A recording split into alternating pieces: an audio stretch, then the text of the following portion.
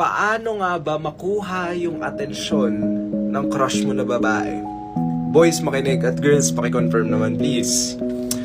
Kuya, hindi ka maniniwala sa sasabihin ko, pero para makuha yung atensyon ng babaeng gusto mo, ang kailangan mong gawin, huwag mo siyang pansinin.